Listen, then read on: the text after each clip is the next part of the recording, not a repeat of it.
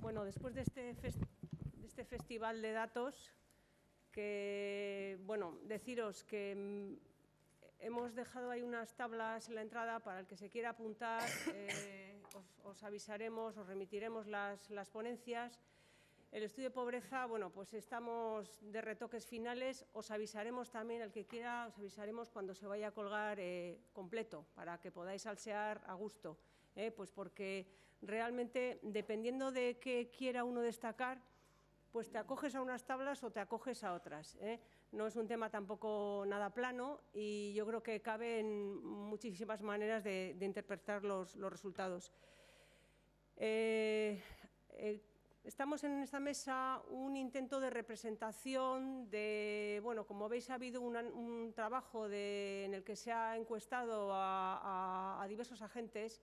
Pero bueno, pues tampoco nos cabían hoy ni tenía sentido meterlos a todos en la mesa. Sí quiero agradecer a todos ellos, alguno está presente en la sala, su participación en ese posicionamiento. Y bueno, hoy tenemos en principio una representación. Yo hago un poco el rol de diputación que quiere saber e informarse de qué es lo más conveniente, qué es lo prioritario y qué falta, o que esa es un poco mi idea de estar en esta mesa. Y en primer lugar, pues tenemos a Joseba Zalacaín, también de Fundación Eguía Careaga, que ha participado también en la confección del estudio. Y la idea es que nos dé un poco una idea más global, una visión global de cuáles pueden ser, de cuáles son a día de hoy, las medidas actualmente existentes para la reducción de la pobreza, desde esos tres enfoques que hemos comentado. A continuación le cederemos la palabra a Fátima Otegui, de Cáritas, que nos va a hablar desde el punto de vista de las medidas más correctoras y más de la situación de la población que está en verdaderamente situación de pobreza, ya sin energías y sin apellidos, un poco como lo ve ella. Otro de los campos de actuación era todo el que tiene que ver con lo preventivo y con todo lo que tiene que ver con la conciencia sobre el consumo, el cambio de los hábitos, las mejoras en los hogares, en las viviendas, en los equipos, en los electrodomésticos. Y para eso hemos traído a Nerea Sudupe, de Tinco, experta en este tema, que no tienen mucho tiempo ninguno de ellos, pero vamos a intentar dar unas principales pinceladas. Y Olatxa Zurza, de Goiener. Goiener, ella lo explicará mejor, tiene varias caras. Goiener es una asociación sin ánimo de lucro. Parte de sus beneficios los redirecciona, entiendo, en favor de temas de interés social. También es una sociedad cooperativa comercializadora de energía y también lo es, creo, de generación, o próximamente lo va a ser. Entonces, representa el paquete de medidas transformadoras y, digamos, pues cómo lo colectivo pues es importante también a la hora de gestionar el tema de la energía. Sin más, le cedo la palabra a Joseba y que nos ilustre un poco de... Bueno, pues nada, eskerrik asko. Yo voy a ser más o menos breve o intentar ceñirme a los 12 minutos que tenemos y hacer una pequeña reflexión. ¿Qué podemos hacer ante la pobreza energética? Y sobre todo hacer un balance de las actuaciones que se están desarrollando en Guipúzcoa, las medidas que desde unos enfoques y otros se están tomando, y también una pequeña reflexión sobre cuáles podrían ser o deberían ser las bases de una estrategia territorial, una estrategia integral de prevención y abordaje de la pobreza energética en Guipúzcoa. Y lo primero, algo ha dicho Bea antes, lo primero es por qué hablar de políticas contra la pobreza energética, porque es evidente, sobre todo en el ámbito social y en el ámbito de las entidades públicas y privadas que trabajan en los servicios sociales, que muchas veces se critica una especie de proliferación de diversos tipos de pobreza, porque hablamos de pobreza infantil, de pobreza habitacional, de pobreza energética, y muchas personas lo que nos dicen, no hay pobreza de tantos tipos, lo que hay es pobreza, y de lo que estamos hablando es de la pobreza, de la desigualdad y de la exclusión, lo que hay es pobreza sin apellidos. En cambio, nosotros pensamos, y creo que toda esta reflexión y los datos que ha dado Raquel también apoyan esa idea, que es necesario hablar de esas pobrezas específicas, que aunque tengan una misma causa muchas veces, que es la desigualdad, pero tienen, para empezar, causas distintas. muchas veces la pobreza energética, como hemos visto en los datos, no se limita a la falta de ingresos, va mucho más allá de la falta de ingresos. Las políticas que hacen falta también van más allá de la falta de ingresos. Entonces, es verdad que hay que hacer planteamientos distintos relativos a la pobreza energética que no se limitan a la pobreza económica. Y hemos visto que la mitad de las personas que podemos definir pobres desde el punto de vista energético no son pobres desde el punto de vista económico. Entonces, plantear que solamente nos debe interesar la pobreza o que la pobreza engloba todas estas situaciones no es verdad. Y además creemos que enfocar el abordaje de la pobreza, vincular la pobreza monetaria o económica con la pobreza energética, permite analizar las desigualdades en la distribución de la renta con otras cuestiones, con las pautas de consumo, con el medio ambiente, con la vivienda, con el urbanismo, con el desarrollo comunitario, etcétera. Entonces, sí creemos, y entendiendo esas reservas de muchas personas, pero que la pobreza energética existe y que requiere una aproximación específica. ¿Y en base a qué hablamos de políticas contra la pobreza energética? Bueno, pues ya se ha explicado un poco en base a qué podemos hablar, por lo menos desde el SIS. Yo creo que es importante el documento que se hizo en 2013, no solamente porque era una primera aproximación cuantitativa y un primer análisis de la extensión de la pobreza energética en Guipúzcoa, sino también porque aquel estudio incluía un análisis bastante exhaustivo, creo yo, de las tendencias y buenas prácticas y medidas que se estaban desarrollando en otros países de Europa, como los anglosajones, por ejemplo, que nos llevan bastante ventaja. Entonces, aquel estudio ya nos venía a decir qué se está haciendo por ahí, y esta vez, pues como ya ha explicado Raquel, pues partimos también de un inventario de las medidas dirigidas a la reducción de la pobreza, del posicionamiento de los agentes, y tanto, bueno, pues todos esos trabajos han sido realizados por el SIS y promovidos y financiados por la Diputación Foral de Guipúzcoa. Y para hablar de políticas relativas a la pobreza energética, y ya se ha ido tanto desde la intervención del diputado como posteriormente, pero sí que es verdad que lo más simple, quizá excesivamente simple, pero es partir de un modelo explicativo básico de la pobreza energética y tener muy en cuenta cuáles son los tres grandes elementos que inciden en la pobreza energética, y el primero de ellos son los ingresos. Y como se ha definido, la pobreza energética se manifiesta en hogares que tienen ingresos insuficientes para hacer frente a sus obligaciones de pago.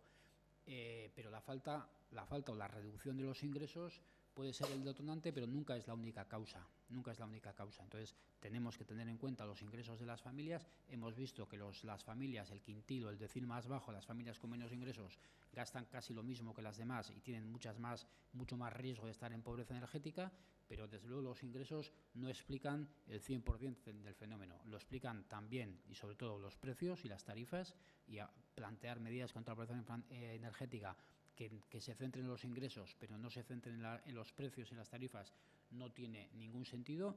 Y también tiene que ver con los consumos, con los hábitos de consumo, y ya sean impuestos o voluntarios, queremos decir estructurales o coyunturales. A veces tiene que ver con los hábitos reales, el comportamiento real de las familias, pero muchas veces tiene que ver con otros condicionantes estructurales, urbanísticos, medioambientales, constructivos, que son los que inciden en que a igual ingreso, incluso a igual tarifa, una familia puede tener una situación de pobreza energética por cómo está definida, cómo está construida su vivienda. Entonces, a la hora de plantear las políticas contra la pobreza energética, tenemos que tener en cuenta pues que tenemos que incidir en los ingresos, en los precios y en los consumos. Y a partir de ahí, y Raquel ya ha hecho un primer avance, pues un poco cómo creemos que hay, no solamente clasificar, porque no se trata tanto de hacer un inventario y de clasificar las medidas, sino ya esta primera división de tres enfoques nos permite también ir pensando en qué elementos o qué dimensiones debería tener cualquier plan o cualquier estrategia más o menos integral y más o menos multidimensional de abordaje. Entonces, el primero, y también nos permite ver qué están haciendo fuera, o entender o clasificar cuáles son las medidas que se están haciendo fuera. Y fuera es verdad que el enfoque más extendido es el enfoque correctivo, y luego explicaremos un poco qué es lo que se está haciendo en Euskadi a ese nivel, pero son esas medidas de urgencia para paliar situaciones puntuales que además tienen un carácter selectivo, y luego hablaremos un poco también de eso, porque normalmente se dirigen solo a personas pobres y no al conjunto de la población, y son además, o tienen una naturaleza paliativa: tarifas sociales, bonos sociales, ayudas económicas, prohibición de cortes de suministro por impago, todas estas medidas que normalmente oímos hablar de ellas cuando se habla de planes de rescate, etcétera, etcétera, que tienen un enfoque, como decimos, selectivo, paliativo y en principio correctivo. Luego está el enfoque preventivo, que persiguen resolver el problema de forma más duradera y que normalmente están dirigidas al conjunto de la población, tienen un enfoque universal y se basan pues, en la promoción del ahorro, el uso racional de la energía y la eficiencia energética de la vivienda y sus equipamientos. Y es verdad que inciden en otros elementos más relacionados con los consumos. Y luego está el enfoque transformador. Ha hablado también de un enfoque de empoderamiento que pretenden soluciones mediante la transformación del propio modelo energético a más largo plazo todavía. Y ahí podemos hablar, y existen experiencias en Guipúzcoa y fuera, de producción de energías renovables de base social, compra colectiva de energía, planes territoriales que cuestionan el modelo actual, etcétera. En este esquema, pues ya que es un poquito más detallado, pero es un poco lo que hemos dicho antes, pues el enfoque correctivo en ingresos y precios, tarifas sociales, transferencias de renta, regulaciones de corte por suministro, el enfoque preventivo que está básicamente orientado a los consumos, promoción del ahorro y del uso racional de la energía, mejora de la eficiencia energética, y lo que llamamos enfoque transformador, que tiene que ver tanto con los consumos como con los precios o las tarifas, producción de energías renovables, compras colectivas de energía y elaboración de planes territoriales. Entonces, en el inventario que hemos hecho, en ese informe al que hacían referencia Bea y Raquel, pues hemos clasificado las medidas a partir de este esquema en tres grandes ámbitos. ¿Qué balance se puede hacer de lo que se ha hecho en Guipúzcoa en cada uno de ellos? Pues el enfoque correctivo, por una parte, es del que más se habla, pero realmente tiene un desarrollo y el que más se reclama, creo yo, cuando se habla de pobreza energética, pero tiene un desarrollo muy escaso en Guipúzcoa. Por una parte, todos sabemos que no se ha desarrollado adecuadamente, como exigen además las directivas europeas, la figura del bono social, que llega a pocas personas y que además no está bien definida. Tampoco se ha establecido ningún procedimiento a nivel estatal para regular los cortes por suministro eléctrico y son cosas que se han reclamado. De hecho, desde la Administración Central se han boicoteado las iniciativas que en ese sentido se han hecho desde algunos gobiernos autonómicos, aunque sí existen algunas experiencias locales, también en Euskadi, que son aisladas y que no pasan de ser experiencias locales para llegar a acuerdos entre compañías y a veces ayuntamientos a la hora de regular o de prevenir o de tratar los cortes de suministro. Lo que sí es verdad es que no existen, como sí existen, por ejemplo, en Reino Unido, Irlanda o Bélgica, prestaciones económicas específicas orientadas a la prevención de la pobreza energética, que pueden ser más o menos útiles a la hora de querer cambiar el modelo energético, pero desde luego desde el punto de vista paliativo y correctivo tienen un efecto o deberían tener un efecto importante y no existe ninguna de estas ayudas. ¿Qué tipo de ayudas económicas son hoy las que más capacidad correctiva o paliativa tienen? Pues son la RGI. De hecho, el hecho de que los cortes de suministro y los retrasos en el pago de facturas tengan una menor incidencia en Euskadi que incluso en muchos países de Europa, yo creo que se debe en parte a la fuerza del sistema de garantía de ingresos de la RGI en Euskadi y sobre todo las AES que están específicamente diseñadas, entre otras funciones, para prevenir estas situaciones, pero que tienen problemas en cuanto a cuantías, en cuanto a condiciones de acceso y en cuanto a la propia discrecionalidad de la ayuda, porque como Fátima después explicará, a diferencia de la RGI, pues se acaban enseguida. Y estas son un poco las medidas que realmente creo que insuficientes que existen hoy día correctivas en Euskadi. En cuanto al enfoque preventivo, pues es verdad que existen más, pero creo que se caracterizan por su fragmentación. Existen muchas medidas de muchos tipos, de asesoramiento individualizado, etcétera, pero no existe una planificación conjunta y creo que pues son como pequeños champiñones que se van extendiendo, pero que no tienen un desarrollo integral y relacionado. No existen programas de asesoramiento individualizado que se han extendido bastante poco. También creo que se puede hablar de un desarrollo prometedor de sistemas de monitorización y medición del consumo individual, pero también son experiencias muy locales y muy poco desarrolladas. Hay multiplicidad, fragmentación y también una cierta reducción últimamente de las subvenciones y medidas orientadas al aislamiento y la climatización de las viviendas. Y luego es verdad que hay también medidas orientadas a la rehabilitación energética de las viviendas que desde luego tienen un coste elevado y normalmente tienen problemas para que se puedan beneficiar de ese tipo de medidas las personas que están más expuestas a la pobreza energética.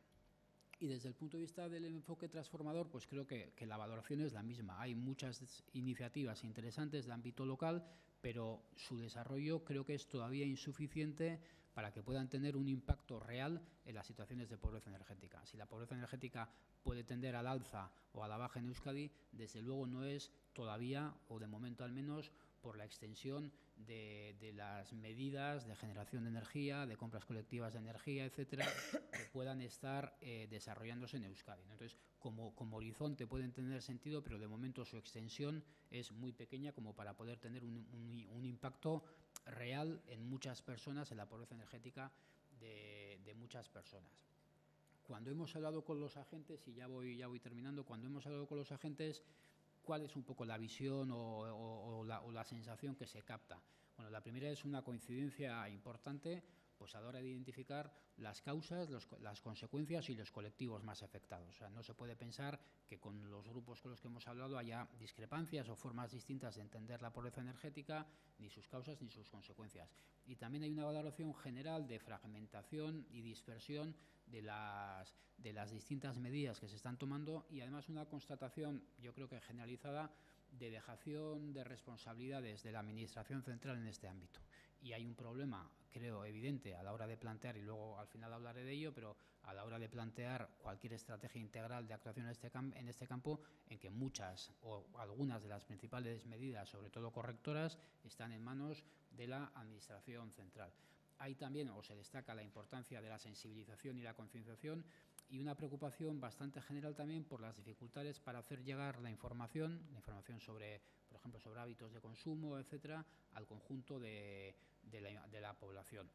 Una coincidencia, yo creo que también importante, en la necesidad de combinar las medidas paliativas, las medidas a corto plazo, con las medidas de naturaleza más preventiva y también una preocupación, por lo menos en algunos de los agentes con los que hemos hablado, por las dificultades que tienen las familias de menos ingresos para beneficiarse de algunas de las medidas preventivas y también de tipo más transformador, pero muchas de las medidas preventivas lo que exigen es un desembolso inicial y hay un debate entre hasta qué punto estas medidas de prevención y de abordaje de pobreza energética deben ser universales para el conjunto de la población o debemos centrarnos y orientarnos, la población diana debe ser más específicamente la población pobre.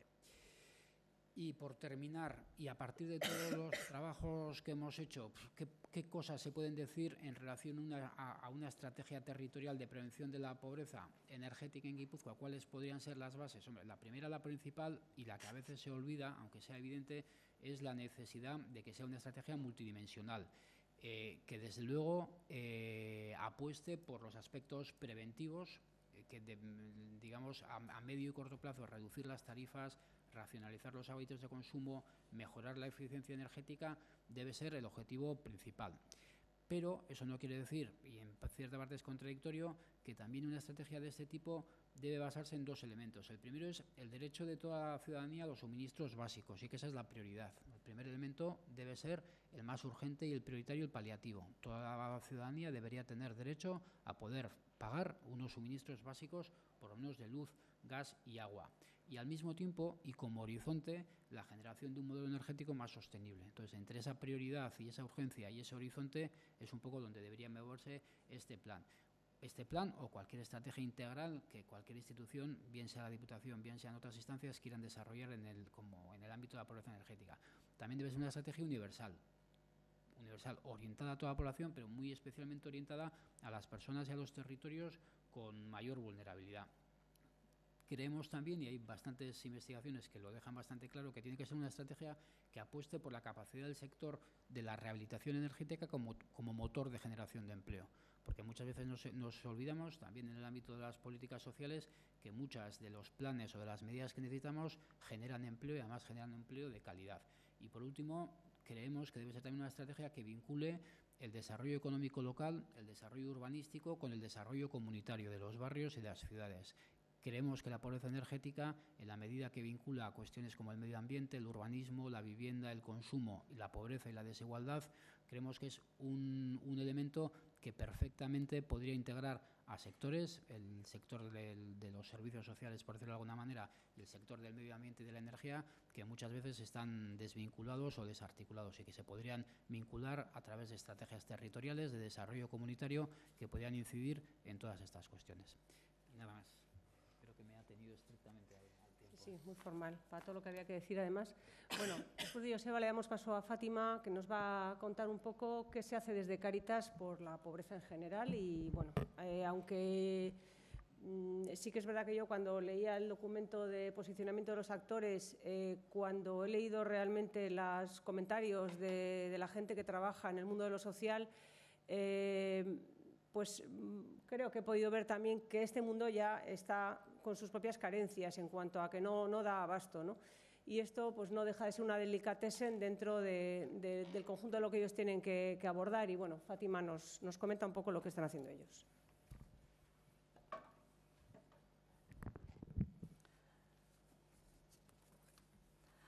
Bueno, pues buenos días. Como ha dicho Bea, yo soy Fátima Otegui, trabajadora social de Cáritas Diocesana de San Sebastián.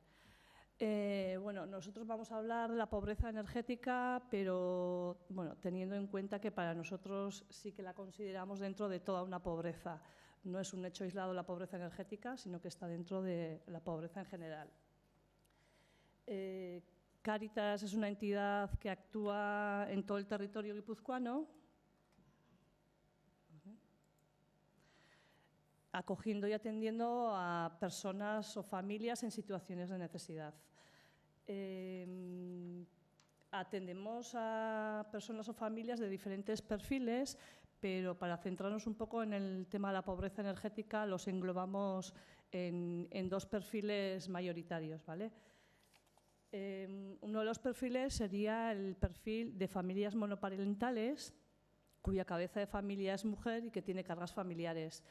Nosotros siempre nos referimos a que la pobreza tiene rostro de mujer, la pobreza en general, y también vemos que la pobreza energética tiene rostro de mujer, en su mayoría. Otro de los perfiles con el que nos encontramos son hombres solos con una larga trayectoria en desempleo.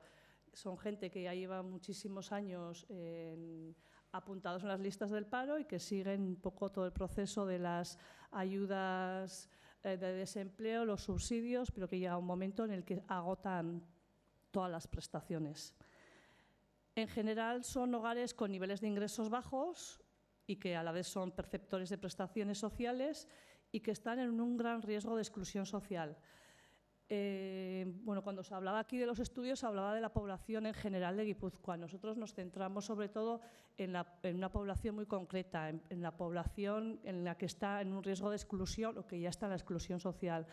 Por eso cuando nosotros hablamos de medidas que tenemos que tomar a la hora de trabajar el tema de la pobreza energética, nos parece muy importante sobre todo el tema de la prevención. La prevención, sobre todo a aquellas familias y personas que están en ese límite de la vulnerabilidad y que no caigan en esa pobreza, ¿vale? En cuanto al tema del perfil de las viviendas que tenemos, las familias en general, nuestras familias en general, están viviendo en un alquiler de viviendas completas. Sí que atendemos a gente que vive en viviendas en propiedad, pero en general vamos a hablar de familias que están en alquileres de viviendas. ¿Por qué destacamos esto? Porque las medidas que se están elaborando en este momento van sobre todo destinadas a que las familias sean las propietarias de las viviendas y no se tiene en cuenta que muchas de esta población viven en viviendas de alquiler. Las personas solas están en este momento normalmente compartiendo vivienda. ¿Qué quiere decir esto? Que el nivel de tensión en estas viviendas es mayor, puesto que tienen que compartir también el tema de los gastos, del gasto energético, con lo que ello supone que hay restricciones de consumos dentro de estas viviendas. Para nosotros, las causas que llevan a esta pobreza energética, sobre todo, es el tema del precio de la energía. Sí que hemos ido viendo que a lo largo de los años el precio de la energía ha ido subiendo, aunque en este momento parece que está más estabilizada, pero el precio... perdón, pero es que me oigo a mí misma. el precio de la energía es muy elevado. A su vez, el nivel de ingresos ha bajado o se mantiene, con lo que ahí nos encontramos con que el precio sube, pero las rentas de las familias bajan, con lo que no pueden hacer frente a estos gastos. Otra de las causas que para nosotros hay que tener en cuenta dentro de la pobreza energética es el tema de la calidad de las viviendas. Como os decía antes, las personas que acuden a nosotros normalmente viven en viviendas de alquiler, debido a que son familias o personas que están en situación de pobreza, acceden a viviendas en las que pues no se cumplen unos mínimos de habitabilidad. Normalmente son viviendas con muchas humedades, con el tema de la energía no se cumple. Bueno, pues entonces todo eso hace que el consumo de la energía también se dispare. Cuando nosotros hablamos de la pobreza energética, tenemos en cuenta un poco las percepciones que tenemos nosotros cuando atendemos a este tipo de familias, pero sobre todo escuchamos lo que ellos nos dicen ante estas situaciones. Parece mentira, pero lo que nosotros llegamos a escuchar, cuáles son las consecuencias en este momento que está teniendo en nuestros vecinos, son un poco llamativas, pero que se están dando en nuestro día a día. Ellos en este momento lo que expresan es que una de las mayores consecuencias es que desde luego no se pueden permitir el tema de tener una calefacción o de, si la tienen, encenderla. En momentos el verano se pasa, pero cuando llega el invierno es largo, y sobre todo en estas familias en las que muchas de las veces, como no se cumplen unas medidas mínimas, son familias en las que hay enfermos por el tema de las humedades, con problemas respiratorios, y encima no pueden tener calefacción. Otra de las consecuencias que nos llama muchísimo la atención en este momento es que las familias están empezando a utilizar dentro de sus viviendas hornillos o camping gas o sistemas alternativos para que ellos piensan que el consumo es menor, aunque también en este momento las bombonas de butano y demás tienen un gasto muy elevado, pero intentan como sea que el consumo sea menor, con el problema que conlleva de seguridad también el cocinar dentro de las viviendas, que encima no cumplen los mínimos requisitos, en hornillos y camping gas. Y se dan situaciones todos conocemos situaciones de incendios en esas viviendas, y muchas veces detrás de esos incendios son situaciones de estas. Otra de las consecuencias que ellos en este momento están expresando mucho es que, que tienen que buscar alternativas, y en este momento, pues en vez de ducharse en casa, pues intentan o ducharse en polideportivos o en los lugares de trabajo. Todos estaréis pensando en el polideportivo, tiene un coste, pero muchas veces los polideportivos también en este momento están haciendo la vista gorda, y hay muchas familias que van a los polideportivos a ducharse. Otro sería el tema de los alimentos precocinados. Como sabéis, desde Cáritas muchas veces, o desde los bancos de alimentos, una de las medidas es darles alimentos. Nos encontrábamos con el problema que cuando se les suministraba ciertos alimentos, ellos los rechazaban. Entonces, lo que hemos ido viendo es que no quieran esos alimentos, sino que para ellos el cocinar alimentos que necesitan un tiempo de cocción importante supone un gasto también importante y no se lo pueden permitir. Con lo que la demanda en este momento es de alimentos precocinados, pues bien conservas o ya alimentos que en 5 minutos los puedan calentar y no suponga un gasto excesivo. Otra de las consecuencias importantes es el tema de las tensiones en la convivencia de estas familias. Os decía antes que muchas de las personas solas están compartiendo habitaciones, con lo que el que lleva un poco el contrato de la vivienda pone las condiciones de duchas, lavadoras, cocina y demás, y entonces entre ellos surgen esas tensiones. Además, esto sí que se está viendo reflejado también en el tema de la higiene de estas personas, puesto que no les dejan ducharse, no les dejan lavar la ropa, no les dejan tener unos mínimos, pues luego se ven afectados en su día a día. Otra de las consecuencias importantes sería el tema de las enfermedades físicas, como antes os he dicho, como no se cumplen unos mínimos, muchas de las familias hay temas respiratorios, pero sobre todo sí que vemos nosotros en este momento un incremento en el tema de las enfermedades mentales. ¿Por qué? Porque en estas familias se está creando un tema de ansiedad y de estrés importante, porque ellos consideran que no pueden cumplir con unos mínimos, sobre todo cuando hay menores, ¿vale? Y otra de las consecuencias importantes, que no sé si la tengo que decir aquí, pero bueno, que todos somos conscientes y que cada vez nosotros detectamos más, son el tema de los enganches ilegales. Pues al final ellos tienen que vivir y tienen que tener unos mínimos y entonces optan, cuando hay un corte de suministros o antes de que se dé el corte de suministros, pues bueno, hacer los enganches ilegales para poder tener ellos un suministro sin que les suponga un gasto. Que bueno, que eso es relativo porque luego les pillan, les ponen la multa y empezamos, bueno, pues a generar todavía más deudas.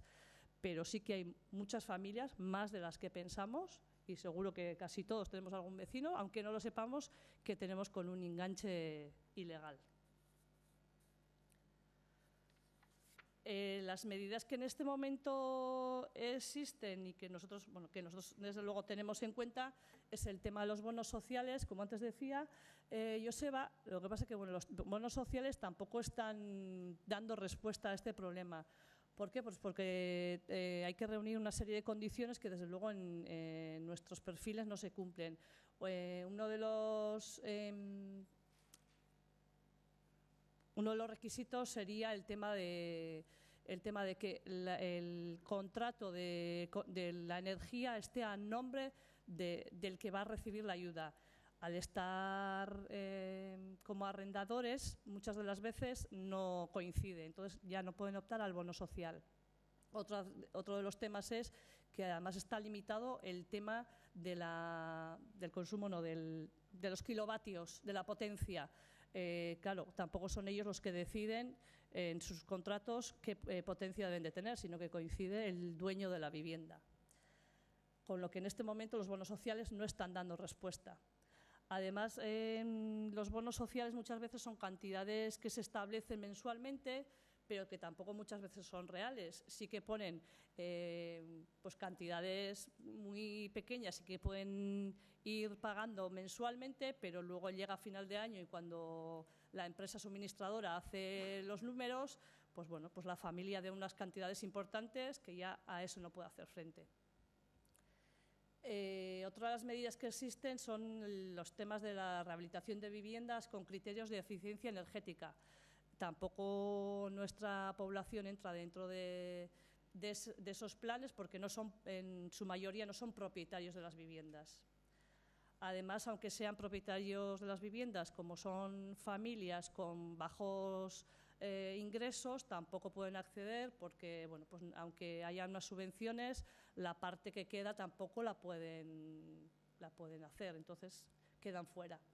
Y otra de las medidas que existe son el tema de las AES, como comentaba Joseba, junto con la RGI, pero bueno, que somos conscientes que la RGI, desde luego en este momento, no está, aunque esté destinada al tema de la subsistencia, no está siendo destinada a esto, porque dentro de esa pobreza energética hay muchas otras necesidades y entonces lo que se destina específicamente es el tema de las AES. El problema de las AES es que son cantidades muy pequeñitas mensualmente que no cubren ninguna factura, pues porque hablamos, por ejemplo, en el Ayuntamiento de San Sebastián de 50 euros al mes y que además estas ayudas son subvencionables, no son de derecho, con lo que si en junio se acaban las subvenciones, pues a partir de junio ya no tienes derecho a pedir la ayuda para el pago de suministros. Desde Cáritas, ¿qué medidas estamos tomando en este momento y qué es lo que hacemos? Bueno, pues hacemos lo que podemos, porque no es fácil. Sí que en este momento estamos teniendo en cuenta las situaciones y hacemos pago de suministros a la gente las mensualidades que debe. Se está también teniendo en cuenta el tema de cuando en una de las familias hay un corte de suministros, no solo tiene la deuda que había acumulado, sino que además el corte supone un gasto añadido, con lo que vamos añadiendo pues la deuda. Entonces, bueno, pues desde Cáritas también se ayuda al pago de cortes Y sobre todo, y creemos que tenemos que ir en esta línea, en la línea de la información y la concienciación a la gente del consumo responsable. Sí que detectamos que a veces el consumo tampoco es muy responsable. Aquí tenemos nuestros más y nuestros menos. ¿Por qué? Pues porque a veces cuando hemos hablado de este tema con las familias, sí que ellos en algunas ocasiones expresan que hacen un esfuerzo por bajar el consumo, pero luego ese esfuerzo tampoco se ve recompensado. Entonces, bueno, pues siguen con el consumo igual y al final tienen que pagar parecido o igual. Aunque nosotros creemos que tenemos que ir por ese tema de información y concienciación de la gente. ¿Por qué? Porque las medidas que estamos tomando hasta ahora son medidas puntuales, son medidas que parchean y que no transforma toda la situación de nuestras familias, sino que son puntuales. Entonces, creemos que, bueno, que es importante que estemos ahí y que las sigamos dando, pero que hay que buscar otras alternativas. Las medidas que nosotros creemos que se deben de tomar en este momento, una de las más importantes es sobre todo el tema de la prohibición de los cortes en invierno. Es duro ver a familias con menores, con enfermos, en invierno con 1 grado y sin suministros. Entendemos que hay impagos, pero bueno, pues que también habría que tener en cuenta por qué se da ese impago, cuál es la situación de esa familia. Hasta ahora nosotros lo que queríamos era que se prohibieran los cortes en invierno, pero también somos conscientes de que igual tiene que ser durante todo el año la prohibición de los cortes. No tiene por qué ser solo en invierno, sino que es una necesidad básica y que se tendría que cumplir durante todo el año. Entonces, bueno, pues nos estamos planteando que, aunque todavía no se esté teniendo en cuenta el tema de los cortes en invierno, se tenga en cuenta también durante todo el año. Otra de las medidas a tomar y que creemos que tiene que tomar fuerza es que haya más programas de información y concienciación. Somos muy conscientes que es difícil trabajar con las familias que acuden a nosotros, pero nosotros valoramos sobre todo que nuestras medidas tienen que ir en un carácter educativo, no solo asistencial, sino educativo. Educar a las familias en qué es lo que están consumiendo, por qué, cómo, y todo ese trabajo no se está haciendo. Para nosotros mismos, la población en general, es muy difícil entender una factura, qué es lo que estamos consumiendo, qué es lo que estamos cobrando, pues a estas familias todavía el problema es añadido. Muchas de las veces, además, ellos sí que se ponen en contacto con las empresas suministradoras y tampoco hay una explicación del por qué ha aumentado el consumo en un mes. Hay un consumo muy elevado que no, a primera vista no tiene ninguna, no ha habido una ola de frío ni nada, pero hay un consumo que se ha disparado.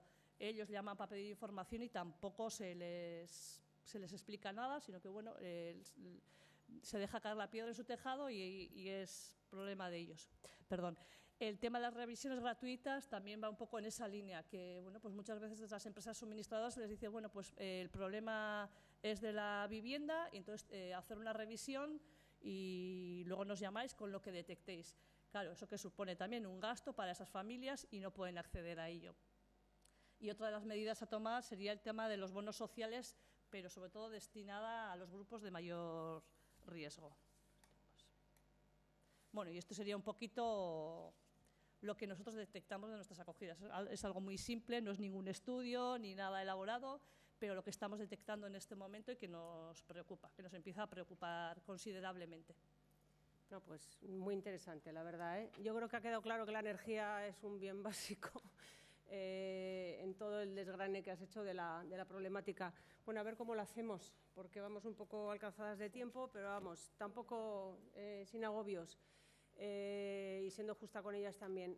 Hay que entender también que el resto del programa de las jornadas va a estar más centrado en todo lo que va a representar Nerea y lo que va a contar Olach. Entonces, bueno, tampoco les vamos a caer el peso ahora de que en 10 minutos, 12 minutos, 15 minutos tengan que hablarlo todo, pero sí que creo que ambas pueden completar un poco la visión.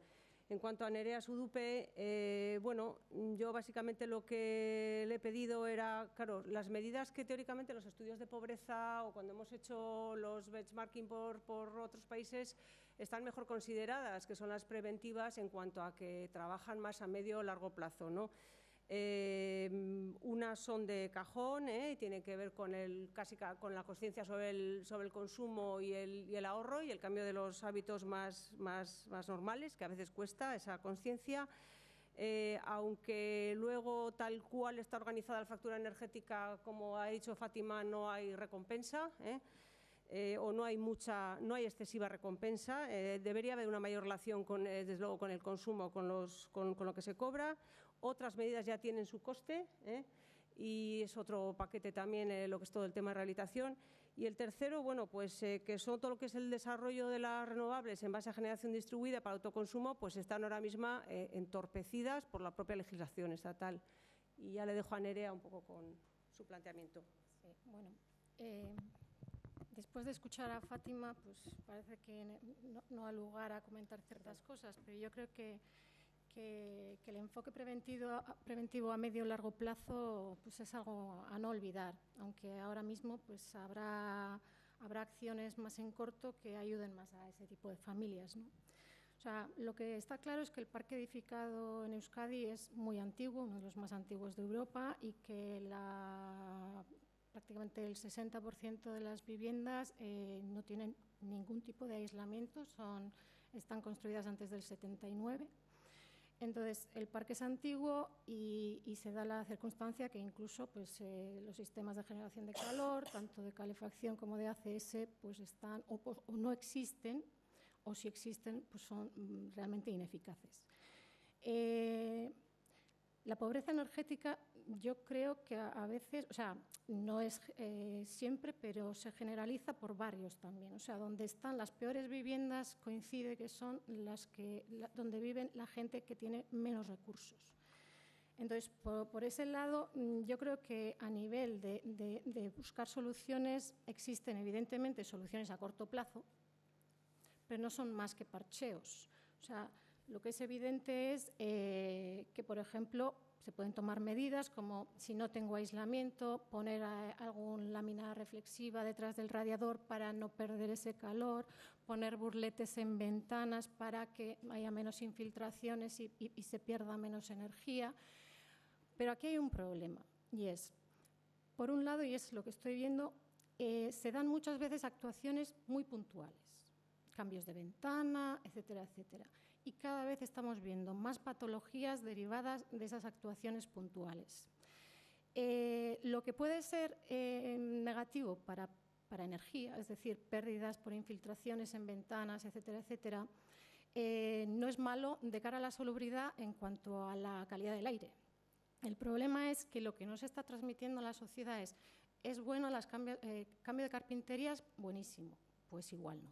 O sea, hay que tener en cuenta que estamos haciendo cada vez más estancas las viviendas con mal aislamiento para que no pierdan, queriendo no perder calor, y lo que estamos creando son problemas muy graves de condensaciones por exceso de humedad, por falta de ventilación, y eso provoca hongos, etcétera, etcétera, en paredes, con lo cual, o sea, los problemas respiratorios en un montón de viviendas y sobre todo en niños y en ancianos es un tema realmente importante. Creo que la Administración, aparte de transmitir mejoras energéticas, tiene también que incidir en cómo se deben de llevar a cabo. Por ejemplo, el Código Técnico incide en la necesidad de ventilación de las viviendas. Entonces, todas las ventanas que se coloquen en edificios nuevos tienen que tener pues un grado de permeabilidad mínimo para que se vaya renovando constantemente el aire de esas viviendas. Entonces, evidentemente, microreformas, lo que comentábamos, pues incluso insuflado de celulosa en cámaras. O sea, el problema que se da muchas veces con el tema de querer aislar las viviendas es que normalmente la gente vive en bloques de viviendas. Entre una comunidad de vecinos, llegar a acuerdos de cuándo hay que actuar o mejorar esa envolvente realmente es muy complejo. Entonces, hay casos en los que esa actuación puede ser puntual.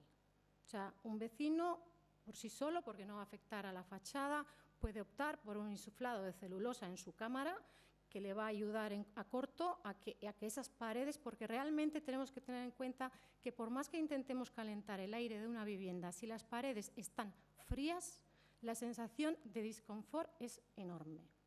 Entonces, Partimos también de que una vivienda que no está aislada puede tener una demanda 7 veces mayor que una vivienda que está adecuadamente aislada, carpinterías, cubiertas, fachadas, 7 veces. ¿Quiere esto decir que esa vivienda va a tener una factura 7 veces mayor? No.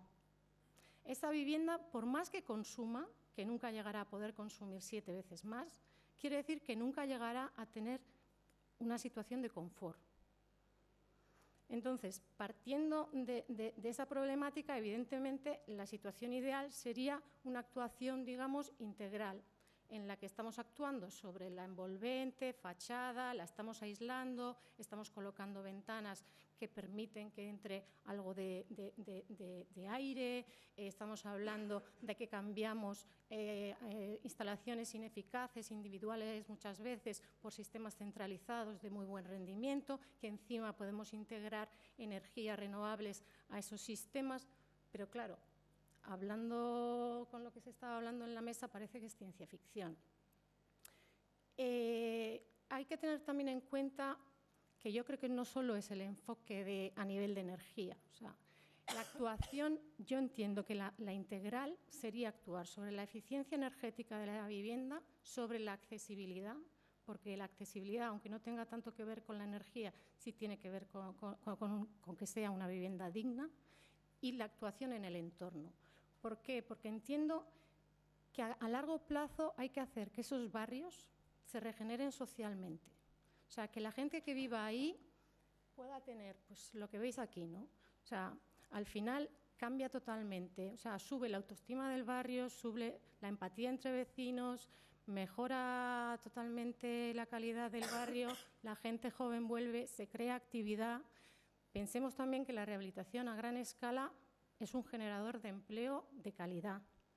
Entonces, nos podemos quedar en cortos con temas puntuales, demás, pero yo creo que a largo plazo tenemos que tener un objetivo a largo plazo para luego ir paso a paso y estratégicamente llegando o intentando llegar a ese punto. Para este cambio de paradigma, que lo es, no creo que esté preparada ni la Administración, ni la sociedad, ni la gente, ni prácticamente ningún agente que participa en este proceso. Veo, por un lado, que nos falta una cultura de la eficiencia energética, por un lado. O sea, la gente, cuando habla de actuar en su edificio, habla ¿y cuándo recuperar ese dinero?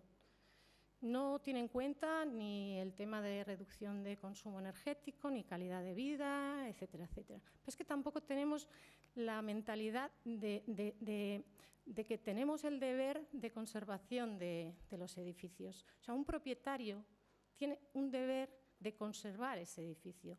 Ahora mismo a la gente decirle que tiene que actuar sobre el edificio les parece antinatura. Alguien que compra un piso le parece que lo ha comprado para siempre y no hay que hacer nada, que hay que limpiar un canalón, por Dios.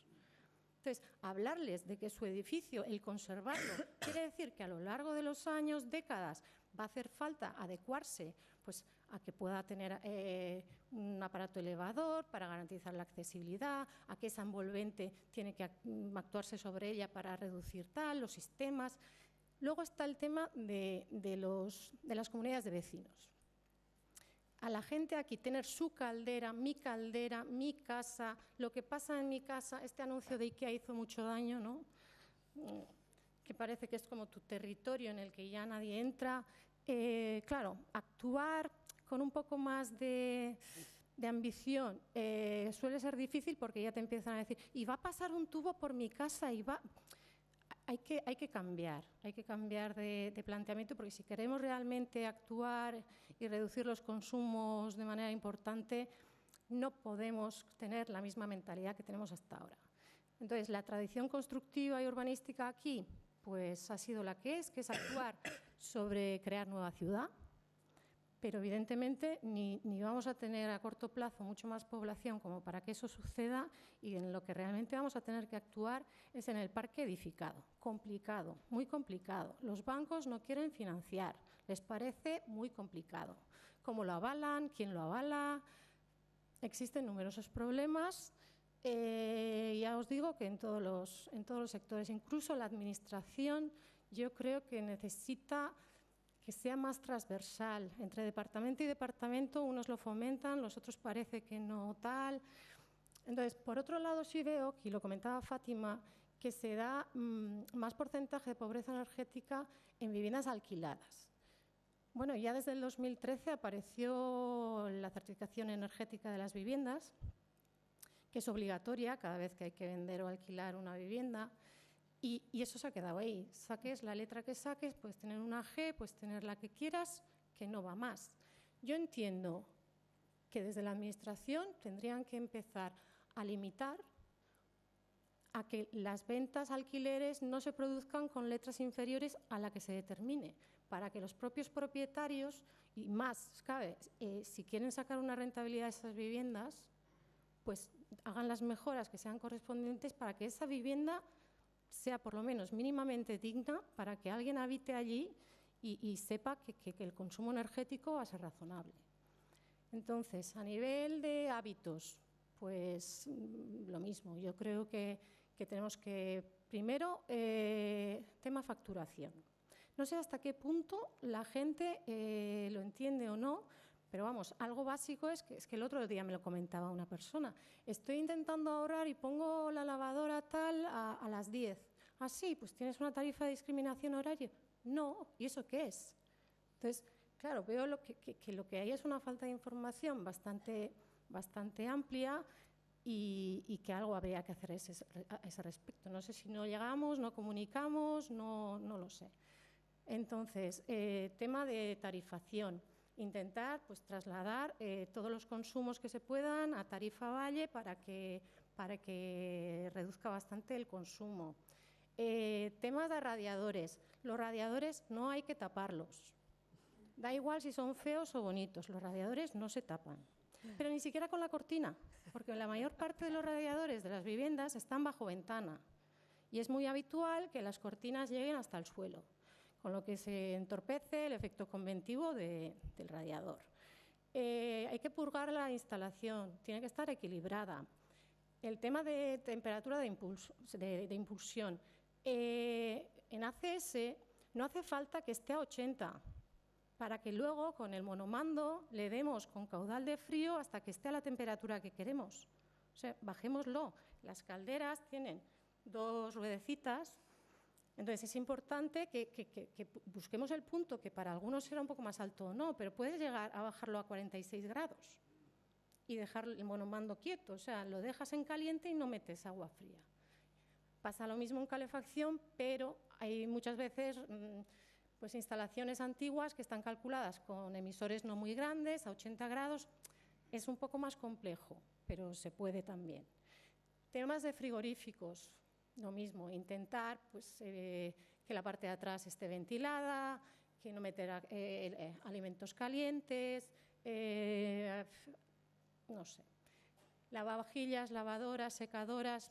Yo creo que tenemos que ser en eso razonables, intentar aplicar un poco de sentido común. Difícil es con las generaciones incluso que vienen, que si nosotros somos grandes consumidores de energía, los que vienen lo son más. Y evidentemente la energía es un bien básico, pero lo que tendríamos que tener un poco a discutir por lo menos es de ese bien básico qué es lo que realmente es indispensable y cuánto consumimos en elementos y equipamientos que, bueno, que nos sirven para entretenernos o lo que sea.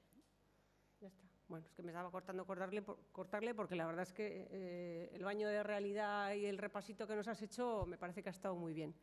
Bueno, Lach, te queda transformarlo todo. ¿Cuánto tiempo tengo? ¿Cuánto tiempo tengo? Pues, Son y media. No sé qué puedes hacer, ¿eh? 12 minutos. Bueno, gracias. Y el jefe... Vale. Bueno, pues muchas gracias por la invitación a la Diputación, por estar en esta jornada de hoy. Bueno, pues me han dicho que haga una breve presentación. Pues soy Olatz Azurza, soy ingeniera y me dedico ahora mismo al tema de la enseñanza en la UPV EHU. Y bueno, pues estoy aquí porque combino esta actividad con el ser promotora en Goiener, que es una cooperativa de consumo de energía 100% renovable. y también soy parte de la Junta de Goyener Elkartea, que es la asociación a la que ha hecho referencia Bea, que es de apoyo a la propia cooperativa, o la que es apoyo al sueño con el que empezó a echar a andar Goyener. Bueno, lo que hemos hecho hasta la fecha, ya la cooperativa se formó en junio del 2012, pues es fomentar el consumo responsable y formar e informar a la gente. Entonces, algunas cosas ya se han puesto sobre la mesa, pero es importante conocer cuál es el modelo de contrato que tenemos, qué tarifa tenemos, con quién lo contratamos, qué potencia necesitamos contratar. Entonces, llevamos a razón de 100 charlas al año en toda Euskadi, pues formando e informando a la gente. Veníamos de una situación en la que las personas en sus casas se sentían indefensas con respecto a ¿y qué puedo hacer yo aparte de consumir menos? Pues se puede analizar y decidir cambiar el tipo de contrato, por ejemplo. Y estamos informando y formando a la gente en ese sentido.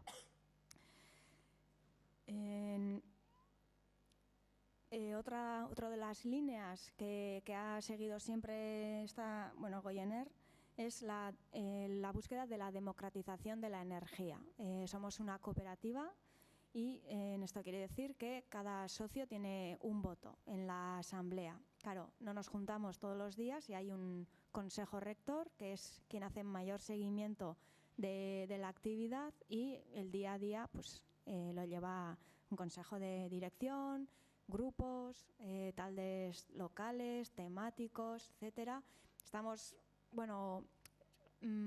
Nos ha surgido un movimiento social importante del que estamos muy contentos y también pues esperanzados en que realmente esté transformando la sociedad y nuestra percepción de nuestra capacidad de reacción ante un tema como la pobreza energética. Yo pues no me considero dentro de lo que es un grupo de pobreza, pero puedo ser una persona vulnerable ante la pobreza energética, ¿no? Entonces, hay cosas que el ciudadano puede hacer. Desde la asociación Goyener Elkartea estamos trabajando desde el 2015 y estamos estructurando la labor del voluntariado. Manejamos del orden de 100 personas voluntarias y, bueno, pues desde el punto de vista del seguro, por si sucede cualquier cosa, de organización, de protección del voluntario y organizar la labor, pues estamos trabajando ahora pues a nivel de cooperativa como comercializadora, compra-venta de energía renovable, y también como asociación. Y bueno, la asociación es desde abril de este año. Tenemos como aspectos sociales sobre todo el compromiso de informar a la gente y empoderarla en el sentido de ser capaz de decidir sobre su propia factura, no solo el consumo responsable. Vale. Entonces,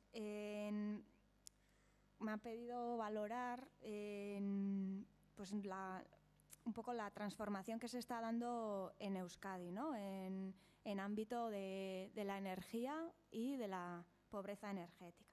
Y valorar sobre todo el aspecto, por ejemplo, de la compra colectiva. Nosotros ahora mismo somos 3.600 personas asociadas que decidimos consumir energía 100% renovable.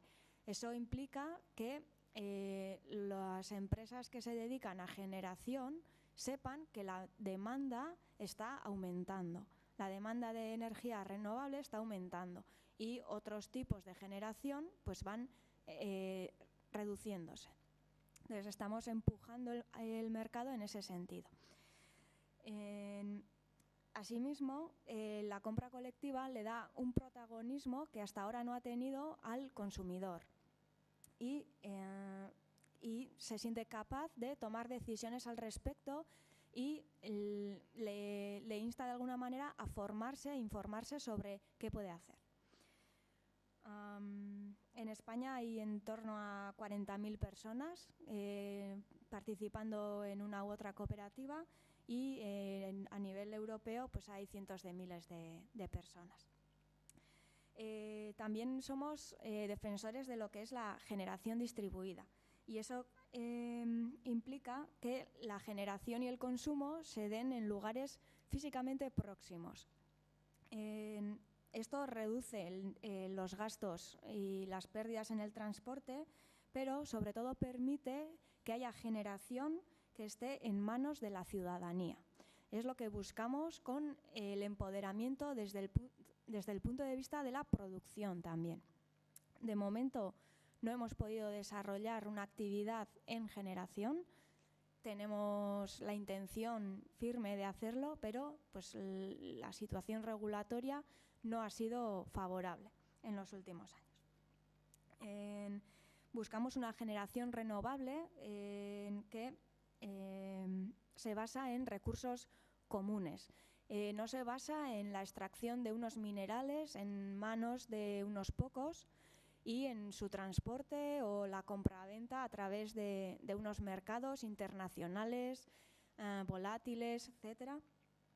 Y bueno, pues el sol, el aire, el agua son bienes gratuitos. Las instalaciones no lo son, pero la fuente de energía sí lo es.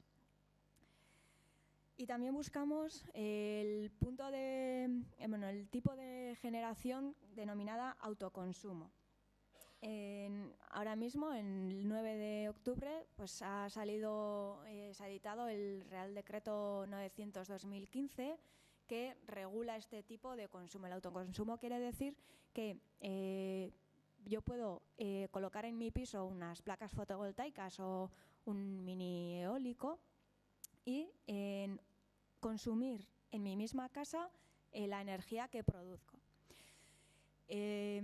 En Europa, la forma habitual de llevar a cabo este autoconsumo es a través de lo que se dice el balance neto, que quiere decir que yo consumo todo lo que puedo y cuando me falta energía la traigo de red y cuando me sobra energía la vendo a red. Y se hace a final de año un balance de saldo de cuánta energía he tenido que traer de la red, cuánto he vendido. Entonces hay unos pagos y unos cobros asociados. El Real Decreto de España del 9 de octubre prohíbe o bueno deja vacía esta posibilidad. Por tanto, si se hace un autoconsumo o bien se hace de forma aislada o si está conectada a red en un tamaño inferior a los 100 kilovatios, que es bastante, pues se debe regalar energía producida con una inversión privada a la red. Bueno, ahora mismo, la semana pasada, la Cámara Vasca ha solicitado que se derogue este Real Decreto. Y bueno, ha decidido tomar algunas medidas de análisis y demás. Y ahí está trabajando lo que es la plataforma de nuevo modelo energético y Gure Energía de Euskadi. Y la tercera línea, la que ya he comentado, es la del empoderamiento. Damos charlas, analizamos facturas a la gente de forma gratuita, damos consejos, decimos esto es excesivo, mira bien estas tarifas, los precios que tienes no son normales, no deberías tener ningún descuento de tanto por ciento porque si no están trabajando sobre precios ya hinchados. O en este servicio que te están ofertando y cobrando, en realidad está cubierto por tu seguro. Hay hay un montón de aspectos en las facturas que hay que revisar. También estamos teniendo contactos con instituciones, como por ejemplo el convenio marco con la Diputación Foral, y estamos teniendo contactos con ayuntamientos que nos vienen a pedir información o protocolos, pautas para abordar aspectos de pobreza energética. Y desde el ámbito privado pues vienen también Icastolas, sindicatos, parroquias. Y por último, bueno, pues una valoración de cuál es el modelo energético actual y qué es lo que buscamos nosotros, ¿no?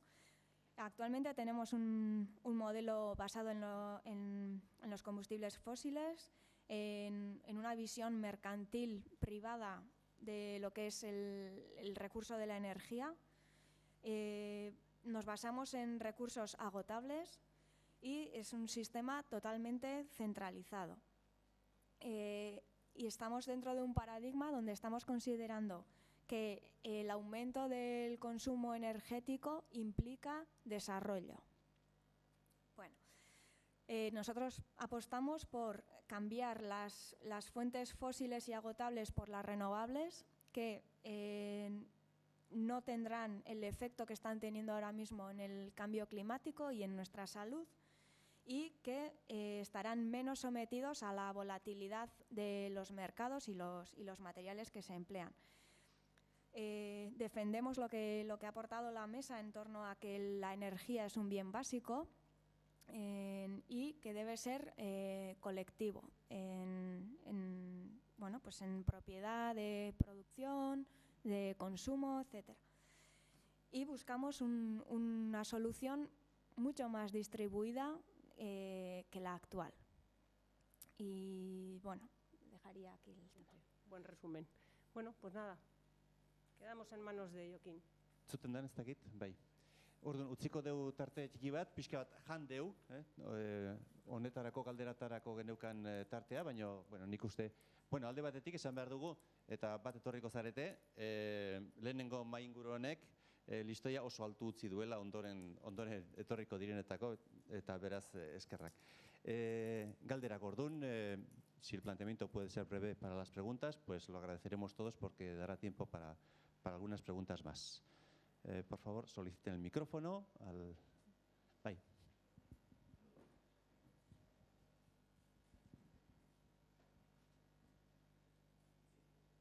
Sí, bueno, muchas gracias por las exposiciones. Quería preguntar en relación con los cortes de suministro, si existen datos en la actualidad sobre el número de personas, hogares que se han visto afectadas por los cortes. A pesar del sistema de ayudas de emergencia social que han comentado, pues bueno, me gustaría saber si, no sé si en el estudio o si Fátima desde Cáritas pues tendría más información. Está diciendo Raquel que no. Sí, hemos recogido algunos datos sobre cortes en Euskadi, pero son muy poco sistemáticos. O sea, no hay que hemos recogido en el estudio algunos datos sobre el volumen de cortes, pero son muy poco sistemáticos. No todas las compañías informan de lo que hacen, ni todas las compañías lo informan en los mismos términos. Entonces, saber realmente cuántas personas han sido afectadas por los cortes es prácticamente imposible. Nosotros tampoco tenemos el dato. Lo que pasa es que el dato es importante, pero también las situaciones, sobre todo, son importantes, porque se dan incluso cortes en situaciones en las que alguna de las personas que está dentro de la vivienda está afectada por un tema respiratorio y necesita oxígeno, con lo que supone un corte de suministro. Y se da. Beste galdera bat. Hola, muchas gracias por la exposición. Una pregunta, ¿existe una visión o habéis hecho una visión, un escenario, y es posible que en el propio país de la comunidad vasca es posible hacer una autosuficiencia energética con los recursos que tenemos aquí? Vale. En estos momentos, con los recursos renovables que tenemos aquí, no. En Euskadi tenemos una dependencia energética del 96%. O sea, tanto si es renovable como si no lo es, no somos autosuficientes. Y el porcentaje de renovables sería aún menor. Consideramos que aún así se puede trabajar con regiones del entorno que sí son más exportadoras o ricas en recursos y debemos, bueno, en primer lugar debemos estudiar bien cómo podemos fomentar la generación renovable in situ. O sea, hace unas semanas estuvimos estudiando el tema de la biomasa en Usurbil y está completamente sin explorar, por ejemplo. Tema eólico. O sea, tenemos todos los campos eólicos que Euskadi se puede permitir. La hidráulica se utiliza. O sea, yo creo que tenemos que abordar primero aumentar la generación renovable y, por otro, necesitaremos siempre de la aportación de energía que venga del entorno, ya sea de Iparralde, de la zona de Castilla, Navarra. Yo ahí añadiría que yo sí tengo particular confianza en los planos de trabajo que hay a nivel comarcal, en el sentido de que nosotros a nivel territorial sí hicimos una primera valoración de nuestro potencial de ahorro y eficiencia energética, que es el primer paso que hay que dar antes de empezar a hablar de generación. O por lo menos son pasos que hay que dar solapados, hay que pinchar el balón de consumo que tenemos, eso para empezar. Y sí que hay también un apunte sobre el potencial de renovables que podía haber, que no es más que representativos los datos que hemos dado. Pero este mismo ejercicio se está haciendo comarca por comarca.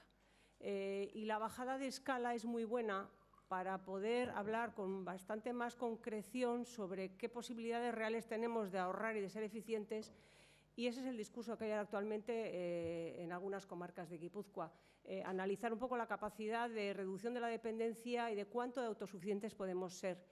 Y bueno, y ahí realmente es donde se vuelven a revisar los modelos relacionados con la eólica. La hidráulica realmente en Guipúzcoa no tiene excesivo recorrido, pero con la eólica terrestre o marina y con las otras, incluso con las otras energías del mar, donde hay un potencial importante, todo el tema fotovoltaica y de solar térmica, y digamos que de ese mix sí que creo yo que a futuro cabe bastantes posibilidades que yo creo que ahora mismo no estamos ni en situación de cifrar.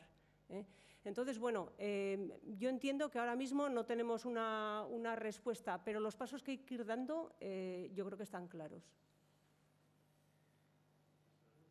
Beste galderarik, bueno, bazpaldi dago, ordun esandako txintxo gabiltza, 2 minutu atzeratu gea. Ordun esandako ordutegiarekin jarraituko dugu, 12 arteko etenune bat egingo dugu, pausa café, hasta las 12 y a las 12 empezamos de nuevo, les esperamos a todos. Gracias.